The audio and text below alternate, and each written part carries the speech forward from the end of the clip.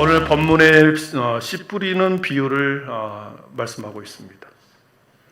마태복음, 마가복음, 누가복음 세 공간복음 속에 똑같이 이 씨 뿌리는 비유가 똑같이 나와 있습니다. 예수님의 삼중 사역, 예수님의 세 가지 사역이 이 땅의 공생의 기간 동안에 세 가지 사역을 하셨는데, 오늘 말씀에 나온 것처럼 마태복음 4장 23절에 주님이 하시는 세 가지 사역 우리가 잘 알고 있습니다. 한번 읽어보겠습니다. 예수께서 온 갈릴리에 두루다니사 그들의 해당에서 가르치시며 천국 복음을 전파하시며 백성 중에, 그렇습니다. 공생애라고 하는 것은 제가 계속해서 말씀드리죠. 하나님의 명령을 공적으로 수행하는 기간, 사사로운 일을 하는 것이 아니라 하나님의 명령, 예수님이 이 땅에 자신이 보내시는 하나님의 목적을 수행하기 위한 공적인 활동이 공생애다 그랬습니다. 그 공생애 기간에 하는 일은 가르치고 전파하고 치유한 사역이었습니다. 오늘 본문 1절의 말씀은 그렇게 시작합니다. 예수께서 다시 바닷가에 서서 가르치시니, 가르쳤다 그랬습니다. 회당에서 가르쳤다 그랬는데, 회당뿐만 아니라 우리 주님은 어디서든지 언제든지 장소와 때를 가리지 않고 가르치기를 시작했죠. 오늘 말씀에 보면은 다시 바닷가에서 가르치시니 그랬는데, 다시라는 말은 바로 앞에 3장 7절에 바닷가에 머물러서 한번 무리들에게 가르친 적이 있었거든요. 근데 오늘 다시 바닷가에서 가르쳤다. 바닷가에 배를 띄워놓고 예수님이 배 위에 딱 계시고, 많은 무리들은 바닷가 근처에 언덕배기에 이렇게 모여 있습니다. 배를 무대 삼아서, 강단 삼아서 많은 무리들이 육지에 앉아있는 그들을 향하여 예수님이 가르치기를 시작했다. 예수님께서 무지한 자들을 가르칠 때 그 가르치는 방법은 오늘 말씀 2절에 보니까 비유로 가르치셨습니다. 이에 예수께서 여러 가지를 비유로 가르치시니 그 가르치시는 중에 그들에게 이르시되, 비유로 가르치셨습니다. 가르치는 방법이죠. 여러분, 예수님이 가르치는 가르침의 방법론, 비유로 가르치는 것은 실물을 들어서 가르쳐 준 거죠. 당시 팔레스타인 지방에서는 농사법을 배경으로 해서 우리도 물론 씨 뿌리는 것도 있지만 우리는 보통 심지요. 근데 거기는 밭이든 논이든 이렇게 막 던져서 뿌리는 그런 경작법을 합니다. 우리 주님께서 마태마가 누가 요한복음에서 공간복음에서 7가지 비유로 가르칩니다. 7가지 비유로 가르치는 첫 번째 비유로 가르치는 것이 이 씨 뿌리는 비유의 가르침이었습니다. 예수님께서 하나님의 말씀을 듣는 회중들의 자세와 태도가, 하나님의 말씀을 내가 가르칠 때 회중들이 듣는 자세와 태도가 어떠해야 되는지를 오늘 가르쳐 줍니다. 하나님의 나라를 바라보는 백성들에게 올바른 자세는 어떤 자세인가, 어떤 자세로 자세를 취했을 때 하나님께서는 30배, 60배, 100배의 결실을 맺는가, 이것을 우리들에게 말씀하십니다. 비유라고 하는 것은 파라볼레라는 뜻이 있습니다. 그래서 언어로 설명하기 힘든 상황을, 어떤 것을 잘 이해할 수 있도록 사물을 비교하여 가르치는 것이 비유인 거죠. 1차적으로 사람들을 잘 이해를 돕기 위해서 비유로 가르치지만 2차적으로는 귀 있는 자만이 들을 수 있도록 믿음을 촉구하기 위해서 이렇게 비유로 가르치십니다. 그래서 비유로 이렇게 비교해서 가르치면, 저 말을 하시려고 이것을 비유하셨구나, 우리를 좀 더 쉽게 알아듣기 위해서 저렇게 비유를 하셨구나, 이것을 우리가 비유를 통해서 알 수 있는 거죠. 오늘 말씀 9절에 보면은 예수님께서 이렇게 말씀하십니다. 이르시되 들을 귀 있는 자들은 들으라 하시니라. 들을 귀 있는 자는 들으라. 모든 인간에게 귀 2개를 주었습니다. 귀 2개를 주었죠. 똑같이 귀를 주었습니다. 그러나 그 귀로 듣는 책임은 자기에게 있습니다. 어떻게 들을 것인가, 무엇을 들을 것인가 하는 것은 우리 듣는 사람의 책임이 있습니다. 보통 우리는 듣고 싶은 것만 듣습니다. 보고 싶은 것만 보려고 합니다. 때로는 듣고 싶지 않는 것도 들어야 하고, 거슬린 말, 그리고 양약이 되는 부담스러운 말로 들을 때, 그 말을 들을 때 오히려 그것은 내 신앙과 믿음을 새롭게 세우고 새롭게 고쳐나가는, 그래서 우리의 신앙을 더 성숙하게 만드는 경우가 있습니다. 오늘 주님께서는 들을 귀 있는 자들은 들으라 이렇게 말씀하시면서 씨 뿌리는 비유를 첫 번째 하십니다. 병행 본문인 마태복음 13장 16절 제가 한번 보겠습니다. 16절에서 18절까지 한번 같이 읽어봅니다. 너희 눈은 봄으로 너희 귀는 들음으로 복이 있도다.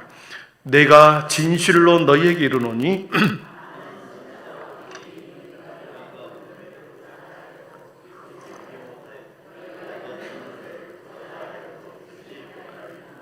그런즉 씨 뿌리는 비유를 들으라. 아멘. 그런즉 씨 뿌리는 비유를 들으라 이렇게 말씀하면서 듣는 것들을 듣고자 하여도 듣지 못하는 사람이 있을 것이다. 보고자 하여도 보지 못하는 사람이 있을 것이다. 그러니까 들을 귀 있는 자는 듣고 귀가 있어도 듣지 못하는 자는 아무리 말씀을 선포해도 안 듣는 사람이 있다는 거죠. 오늘 말씀 3절에도 그랬습니다. 들으라. 씨를 뿌리는 자가 뿌리로 나가서 들으라 라고 시작이 됩니다. 여러분, 아무리 들으라고 한다 그래도 듣지 않는 벽창호들이 있는 거죠. 귀를 딱 막고 안 듣는 경우가 있습니다. 이때 들으라고 하는 이 샤마이, 히브리어는 샤마이라는 뜻이 있고 헬라어로는 아쿠에테라는 단어를 씁니다. 듣는다라고 하는 것이 집중하여 귀를 쫑긋해서 과연 그런가 집중하여 듣는 것을 말하는 것입니다. 건성으로 안 듣고 지나가는 말로 듣지 않고 귀를 쫑긋하여 주의를 집중하여 세심하게 살펴서 듣는 것을 아쿠아테라는 단어를 씁니다. 예수님께서 배 위에 서 있습니다. 배를 타고 수많은 군중들을 향하여 들으십시오 이렇게 소리를 지르면서 시선을 집중시킵니다. 물론 지금이야 마이크를 하지만 그 당시에는 입으로 큰 소리로 들으십시오, 들으라 하면서 소리를 치면서 집중을 하게 만들었겠죠. 그러면서 4절부터 우리 계속해서 8절까지 그렇습니다. 뿌릴새 더러는 길가에 떨어지며 새들이 와서 먹어버렸고 더러는 흙이 얕은 돌밭에 떨어지며 흙이 깊지 아니하므로 곧 싹이 나오나 해가 돋는 후에 타서 뿌리가 없으므로 말랐고 더러는 가시떨기에 떨어지며 가시가 자라 기온을 막음으로 결실하지 못하였고 더러는 좋은 땅에 떨어지며 자라 무성하여 결실하였으니 30배나 60배나 100배가 되었느니라 하시고 그렇습니다. 농부들의 모습을 보면서 네 가지 씨 뿌리는 비유에 대해서 말씀해요. 오늘은 한 가지만 말씀드리겠습니다. 여러분, 여기에서 씨 뿌리는 자와 농부 그리고 씨앗의 의미가 먼저 무엇인가를 한번 살펴봐야 합니다. 여러분, 씨 뿌리는 자 예수님이죠. 농부이신 하나님이시죠. 이 세상의 수많은 직업 중에 이 농부라고 하는 이 이런 직업은 하나님의 섭리와 매우 밀접한 관계가 있습니다. 농부는 심고 가꾸고 거두는 일을 하는 거죠. 하나님께서도 그렇습니다. 자신의 백성들을 심고 하나님께서는 가꾸시고 하나님께서는 열매로 거두시는 분이 하나님이시죠. 그렇기 때문에 농부이신 하나님, 그러면서 농부이신 하나님을 설명하기 위해서 길거리에서 밭에서 씨를 뿌리는 농부의 비유를 가지고 옵니다. 여러분, 농부는 게으른 사람 봤습니까? 농부는 성실해야 합니다. 농부는 성실해야 파종기가 때가 되면 파종기 때가 되면 놓치지 않기 위해서 파종 때 적기에 봄에 씨를 뿌려야 합니다. 그리고 여름 내내 무더위 속에서 그 뿌린 씨앗이 잘 자라도록 성실하게 가꾸죠. 그리고 가을에 추수 때가 되면 또 적기에 거둬들여야 합니다. 여름 동안에 수고를 다해서 적기에 수확하지 않으면 그동안에 했던 것이 모두 물거품이 되겠죠. 그렇기 때문에 성실해야 합니다. 성실하게 씨를 뿌리고 성실하게 가꾸고 성실하게 추수해야 됩니다. 여러분, 어떤 농부가 자신의 좋은 씨앗을 길거리에다가 던지는 사람이 어디 있겠습니까? 오늘 말씀처럼 길거리와 돌밭과 가시덤불. 어떤 농부가 돌짝밭에 자신의 좋은 씨앗을 던져버리겠습니까? 어떤 농부가 가시떨기와 같은 씨앗에 그런 밭에다가 자신의 씨앗을 던지는 농부가 어디 있겠습니까? 그러니까 이 씨 뿌리는 비유에서 씨 뿌리는 자에게는 아무런 문제가 없구나, 이것을 알 수 있는 거죠. 씨 뿌리는 자는 아무런 문제가 없습니다. 두 번째, 씨앗입니다. 여러분, 여기서 말하는 씨앗은 뭐겠습니까? 봄에 농부가 뿌리는 씨앗은 가장 좋은 씨종자를 뿌릴 것입니다. 씨종자가 알맹이가 들어있지 않은 쭉정이를 던지는 사람 봤습니까?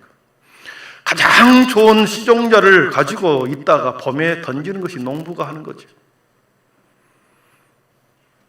한 명도 농부는 좋은 씨앗을 던지지 속에 알맹이가 없는 쭉정이 씨앗을 뿌리는 그런 농부는 한 명도 없습니다.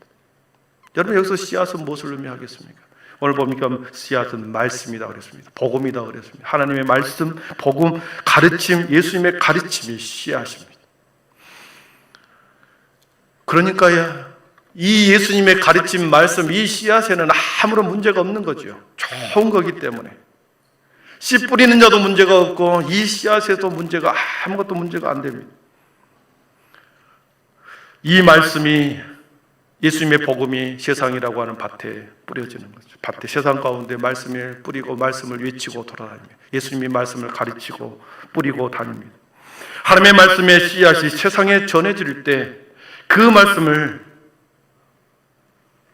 듣고 반응하는 사람에 따라서 네 종류의 사람으로 나누어 볼 수 있는 거죠. 마찬가지로 이 땅의 교회에서도 동일하게 네 종류의 사람들이 같은 공간 안에서 예배를 드리고 같은 공간에서 말씀을 똑같이 듣지만 네 종류의 사람이 있을 수 있다는 것을 말씀하고 있습니다. 하나님의 진리의 말씀이 틀린 말씀이 아니라 진리의 말씀, 복음의 말씀이 똑같은 공간에서 던져집니다. 선포됩니다. 말씀을 전하는 자도 문제가 없습니다. 물론 말씀을 일부러 듣지 말라고 전하는 사람이 있겠습니까? 왜곡된 말씀을 전하는 사람이 있겠습니까? 교회 안에서도 똑같은 말씀을 전하는 사람이 문제는 없는 거죠. 말씀을 듣는 청중들의 반응이 다 다를 수 있을 것이고 그것을 받아들이는 태도가 또한 다 다를 수 있을 것입니다. 말씀을 듣고 반응하는 그 네 종류의 사람을 오늘 우리는 네 종류로 비유로 말씀합니다. 길가에 뿌려진 씨앗이다. 첫 번째, 길가의 종류에 떨어진 씨앗과 같은 사람. 여러분, 4절을 다시 한번 보겠습니다. 4절을 한번 같이 읽어봅니다. 4절에 같이 한번 읽어봅니다. 시작. 뿌릴새. 네, 그렇습니다. 새들이 와서 먹어버렸고, 뿌릴새 덜어는 길가에 떨어지며 새들이 와서 먹어버렸고. 여러분, 15절을 한번, 이것을 예수님이 설명해 주는데 15절의 말씀에 예수님이 설명해 줍니다. 15절 같이 읽어봅니다. 말씀이 길가에 뿌려졌다는 것은 이들을 가리킴이니 곧 말씀을 들을 때에 사탄이 즉시 와서 그들에게 뿌려진 말씀을 빼앗는 것이요. 아멘. 말씀을 들을 때 누가요? 사탄이 즉시 와서 그들에게 뿌려진 말씀을 빼앗는 것이요. 그랬습니다.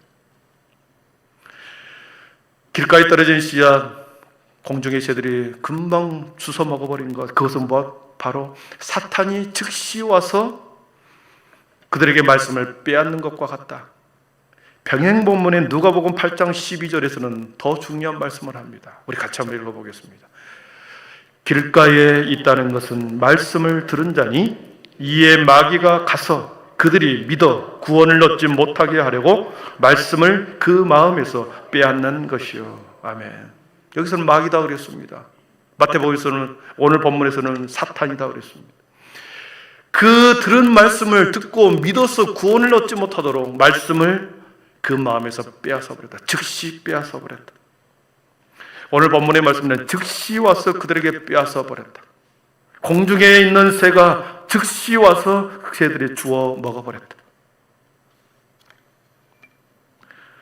마귀가 가서 그들로 믿어 구원을 얻지 못하도록 즉시 빼앗아 버린 것.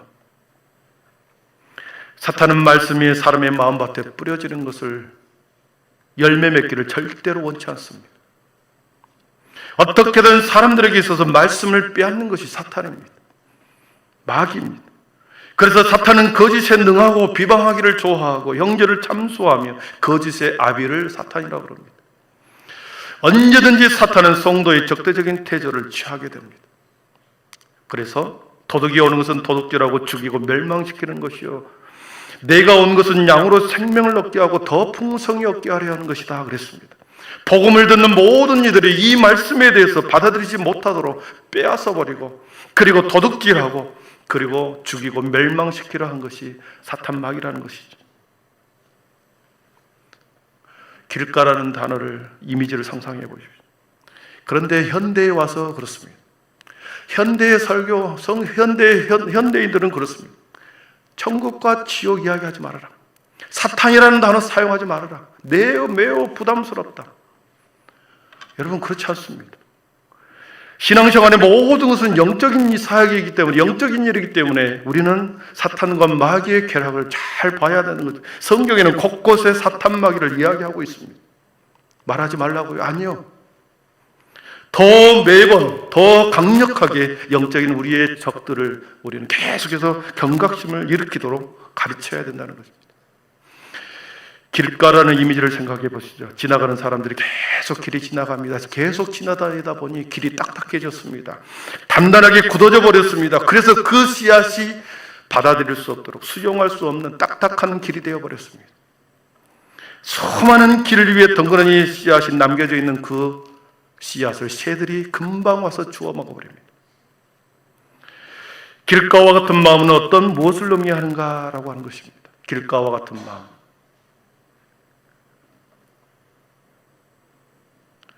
우리의 마음속에, 저와 여러분의 마음속에 많은 사람들이, 우리의 사람들의 생각 속에 철학, 이론, 지식, 세상의 유전, 가치관들, 이런 것들이 우리 생각 속에 꽉 들어차서 하나님의 말씀이 들어올 수 없도록 만드는 것을 말합니다.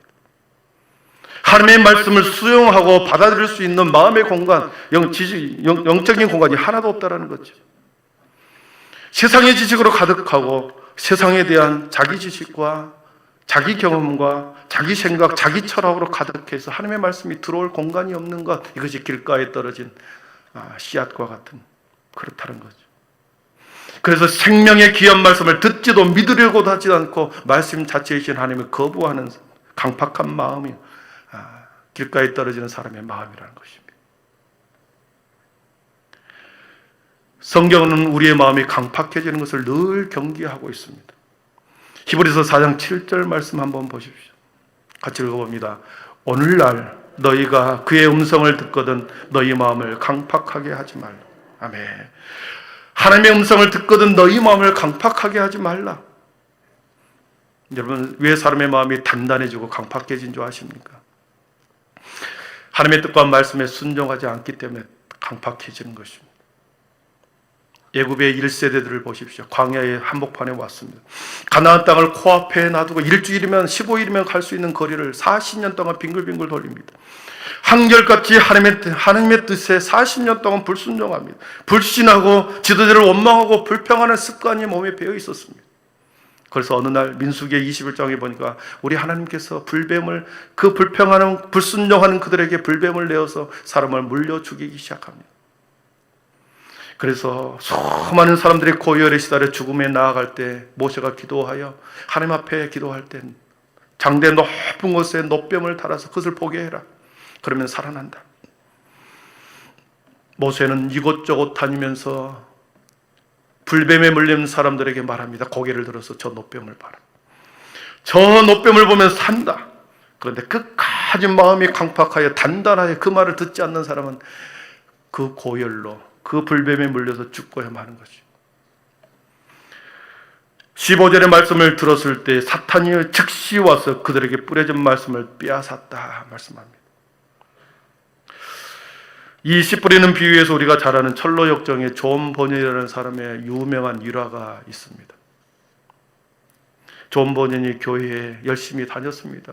어렸을 때부터 유럽에는 교회라고 하는 문화 속에 자랐기 때문에 하나님의 존재에 대해서 의심하면서, 그리고 믿지 않는, 때로는 무신론자로서 교회는 다니고 있었지만 하나님에 대한 거듭남이 없었기 때문에 무신론자로 오랫동안 교회를 매주 출석했습니다. 습관적인 종교인이었던 거죠.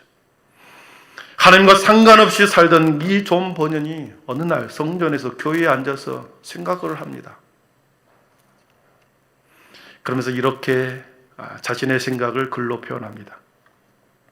나는 교회에 이렇게 오랫동안 출석했는데, 나는 이렇게 익숙하게 종교적 환경 속에 살아왔고 수많은 설교를 들어왔는데 어쩌면 내 마음속에는 하나님에 대한 분명한 확신이 없으며 여전히 하나님을 알지 못하는 상태로 이 자리에 앉아 있을까? 하나님에 대한 확신, 그리고 여전히 하나님을 알지 못하는 상태로 교회는 와 있지만 하나님에 대한 어떤 믿음도 확신도 기도의 응답도 어떤 하나님을 알지 못하는 그 상태 그대로 매주 왔다 갔다 종교적인 습관적인 종교인으로 있었다는 거죠. 그러면서 오늘 본문의 말씀을, 씨 뿌리는 비유의 말씀을 듣고 깨닫기 시작합니다. 말씀의 씨앗을 빼앗아가는 것이, 내가 성전에 앉아있지만, 내가 말씀을 듣고는 있지만 내가 그 말씀이 내 속에 자리 잡지 못하고 튕겨나가고 마치 새가 와서 죽어버리는 것처럼 말씀의 씨앗을 내 마음밭에 담지 못하고 빼앗아가는 것은 사탄이라고 하는 사실 앞에 그런 놀라운 충격을 금할 수 없습니다. 오늘 말씀에, 이 15절의 말씀에 사탄이 즉시 와서 자신에게 들려졌던 모든 말씀을 가져가는구나, 빼앗아가는구나, 내가 지금 사탄에게 속고 있구나, 이런 생각이 들었습니다. 말씀을 듣고도 영적인 맹인인 상태에 머물러 있는 자신의 모습을 보면서, 삶이 변화되지 않는 자신의 모습을 보면서, 그동안에 내가 수많은 말씀을 보고 들었는데도 사탄이 이 말씀을 다 빼앗아가 버렸구나, 마귀가 다 빼앗아가 버렸구나, 이 사실을 알고 매우 괴로워하기 시작합니다. 그래서 그는 그날부터 다시 말씀을 보기 시작하고 다시 말씀을 듣고 대하는 태도를 바꾸기 시작합니다. 진지하게 말씀 앞에 말씀을 귀를 기울이기 시작합니다. 말씀에 집중하기 시작합니다. 들으라는 말씀처럼 집중하여, 그리고 귀를 쫑긋하여 말씀에, 하나님께서 나에게 걸어오신 말씀을 들으려고 노력합니다. 그러면서 그는 회심을 경험을 하게 되고 그런 참된 믿음을 갖게 되어 철로역정이라는 아름다운 글을 써내는 그런 작가가 되었지. 말씀을 정리합니다. 씨 뿌리는 비유를 통해서, 길가에 뿌려진 씨앗을 통해 우리에게 말씀하시는 것은, 똑같이 많은 무리들 앞에 주님께서 배 위에서 들으라 하면서 말씀을 전하는데 수많은 사람이 듣고 있는데 어떤 사람이 마음이 너무나도 강팍하여 완악하여 단단하여 마치 길가처럼 딱딱한 마음이 되어서 듣지 못하는 사람이다. 하나님의 말씀이 던져지고 뿌려지는데 그 말씀이 수용하고 스며들지 못하는 것을 보게 됩니다. 여러분, 복음에 대해서 우리가 부정적인 생각을 취하게 되고 말씀이 흡수되지 못하도록, 수용되지 않도록 우리의 마음이 강팍하고 단단해져 있다고 한다면 그것은 바로 사탄이 저와 여러분의 마음을 그렇게 묶고 있는 것입니다. 복음에 반대하는 일체의 실용주의, 무신론자, 물가지론자를 통하여 진리를 왜곡시키고 부정하고 반박하게 만들어서 복음을 믿지 못하게 만드는 것이 세상의 사탄의 역사입니다. 사탄 마귀는 어찌하든지 복음을 방해합니다. 그래서 이 쾌락에서 사랑하는 성도 여러분, 승리할 수 있기를 축복합니다. 사탄 마귀는 이 복음이 모든 믿는 자들에게 구원을 주시는 하나님의 능력인 것을 알기 때문에 계속해서 듣지 못하도록, 마음에 품지 못하도록 계속 방해한다는 거죠. 오늘 씨 뿌리는 비유 첫 번째, 길가에 뿌려진 씨앗이 혹시나 내 마음에 계속 말씀이 부딪혀서 튕겨 나간다고 한다면, 사랑하는 성도 여러분, 우리가 다시 우리의 마음에, 저와 여러분의 마음을 새롭게 기경할 수 있기를 축복합니다. 강팍한 모든 마음에서 우리들에게 다시 한번 분별의 은혜를 더하여 주십시오. 마음과 영혼을 다시 한번 살펴 다시 말씀에 집중하여 귀를 기울이는 우리 모두가 되기를 축복합니다. 기도하겠습니다.